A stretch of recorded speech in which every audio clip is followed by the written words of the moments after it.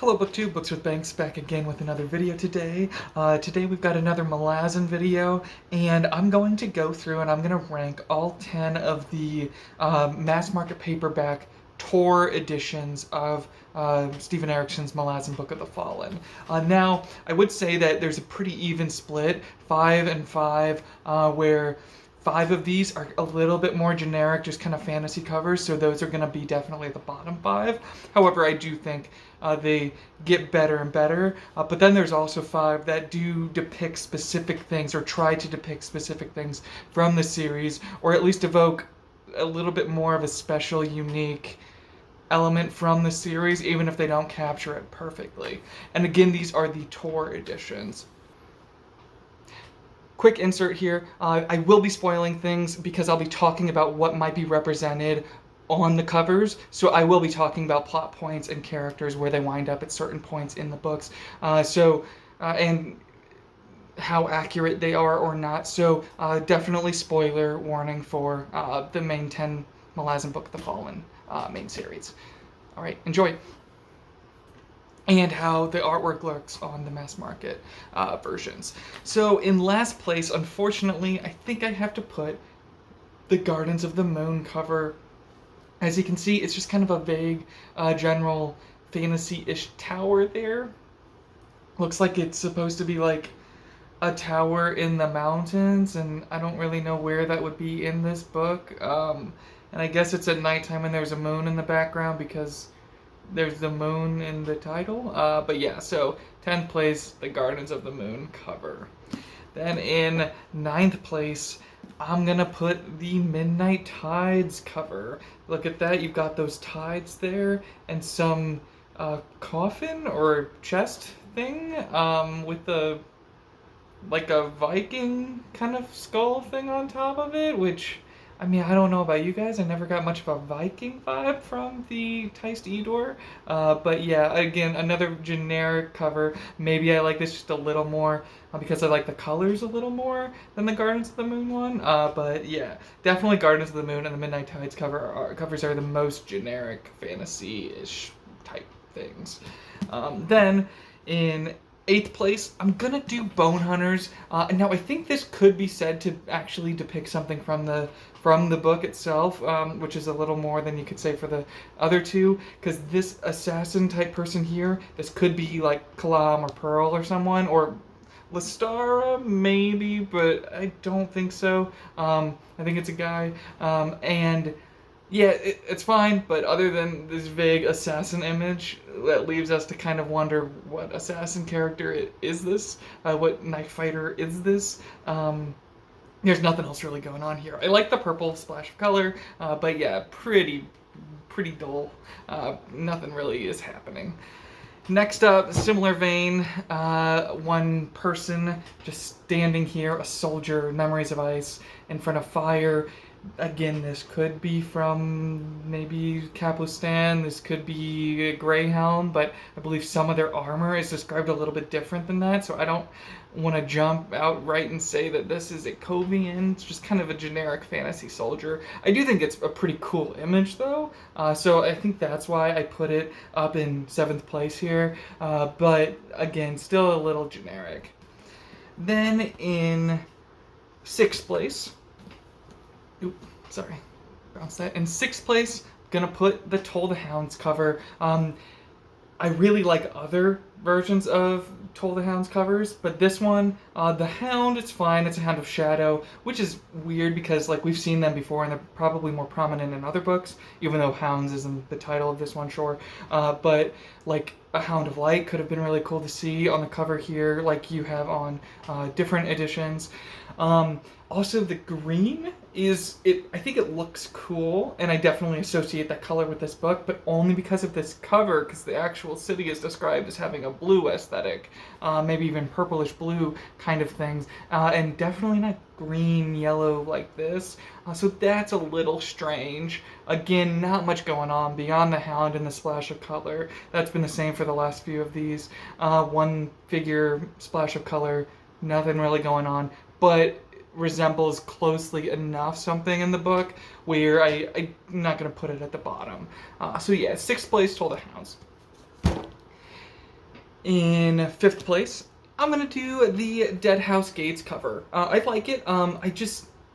It's definitely evokes a lot of the themes. It's a much more creative interpretation of things going on. You have these knights here that might represent leaders of the chain of dogs, or possibly, maybe not that, but people leading the whirlwind, generals working for Shaikh, and their horses are coming away from that whirlwind depicted back there, and then there's the hounds back there, and the hounds definitely have a pretty big presence, especially in the Tremor storyline in this book.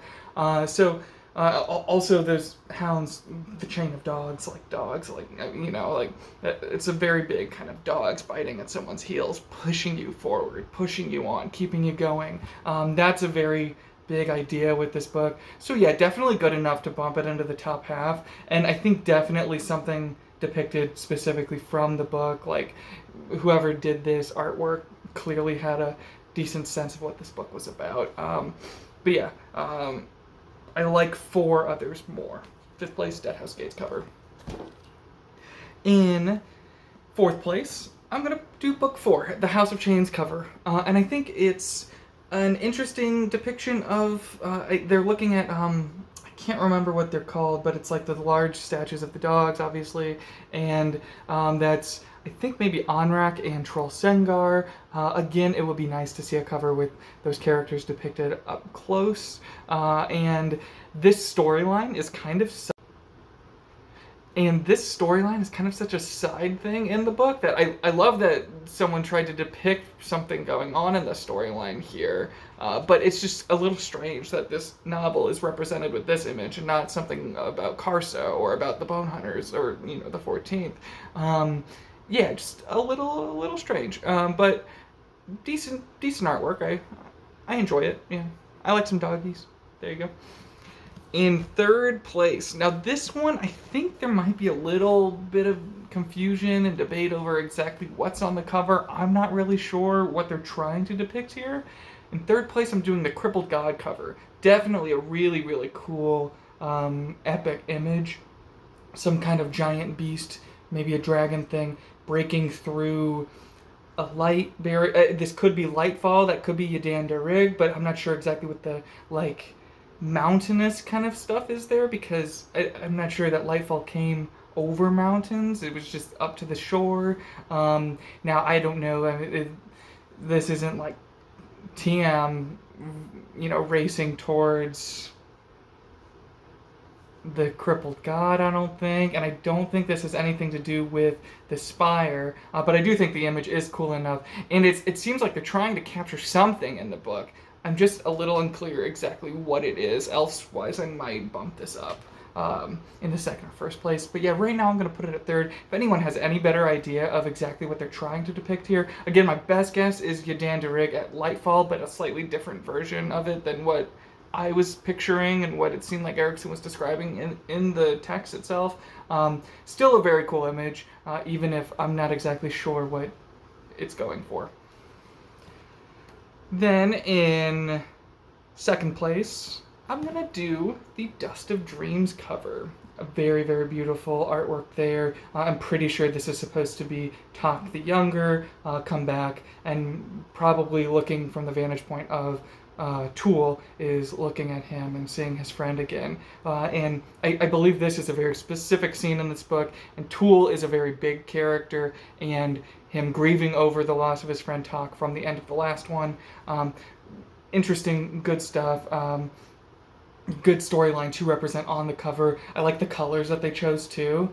I think, yeah, I just really like the artwork on this. That undead horse and Tak is undead kind of on there too.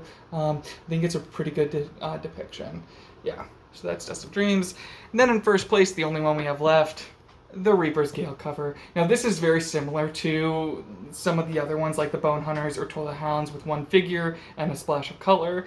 However, the figure depicted here and how accurately they are depicted, being Rulite Sungar on his throne, looking as miserable and depressed as we know that he feels, I think it's just really well done. And it's easily the artwork from these TOR covers that I use. If I was going to take the cover art from any of these and apply that to how I'm picturing things happening in the book, this is definitely the most accurate representation. Also, one of my favorite characters, one of my favorite books, so I couldn't resist putting the TOR Reaper's Gale cover at number 1, first place. All right, there you go. Thank you so much for watching. If you want to see me do some more ranking or cover art rankings of like the Subterranean Press versions, of the Asselmont stuff, of maybe the UK versions of these covers, please like and subscribe if you haven't already. Thank you as always so much for watching. Have a good day. Bye.